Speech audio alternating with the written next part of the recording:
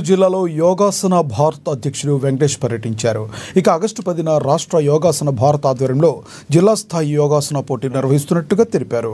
ఈ పోటీలో 10 ఏళ్ల నుండి 55 ఏళ్ల వయసున్న వారు పాల్గొనవచ్చునని తెలిపారు. ఈ యోగాసన పోటీల ద్వారా జిల్లా స్థాయి, రాష్ట్ర స్థాయి యోగాసన భారత్ మార్గదర్శకత్వంలో ఈ యోగాసన పోటీలను స్పోర్ట్స్ అసోసియేషన్లో కలుపుతామన్నారు.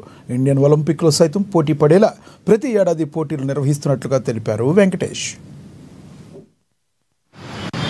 జాతీయ స్థాయిలో ఏర్పడి పనిచేస్తూ దీనిని స్పోర్ట్స్ అసోసియేషన్గా గుర్తించాలని ప్రయత్నం జరుగుతున్నది. ఎందువలనంటే ఈ యోగా అనేది భారతదేశంలో వేల సంవత్సరాల నుంచి ఉన్నప్పటికీ దీనికి తగినంత గుర్తింపు ఈ మధ్య కాలంలోనే వస్తుంది.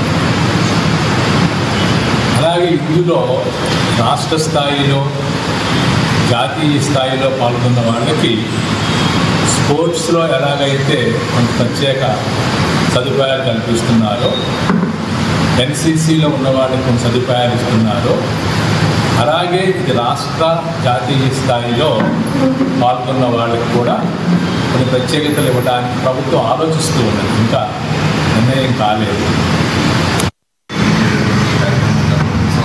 ఏలూరు జిల్లాలో యోగాసన భారత్ ఏలూరు జిల్లా శాఖ నిర్వహిస్తున్నారు. ఈ సంవత్సరం కూడా ఆగస్టు 10వ తారీఖున ఏలూరులో ఉన్నటువంటి ప్రాంగణంలో ఉన్నటువంటి సెంటర్ ఫర్ హ్యూమన్ ఎక్సలెన్స్ దీనిలో ఉదయం 9 గంటల నుంచి సాయంకాలం వరకు కూడా పోటీలు నిర్వహించి ఆ విద్యార్థులని రాష్ట్ర స్థాయి పోటీలకి పంపించడం జరుగుతుందండి.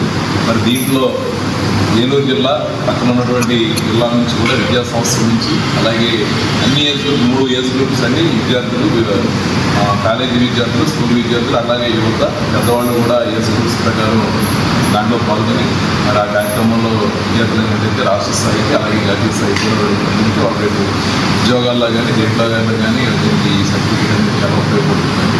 మరి యోగా అనేది ఎంత అవసరం అనేది మొన్నే యోగాంధ్ర ప్రోగ్రాం ద్వారా ఆంధ్రప్రదేశ్ ప్రతిష్టాత్మకంగా తీసుకున్న కార్యక్రమం అనేది మన అందరికీ కూడా తెలుసు.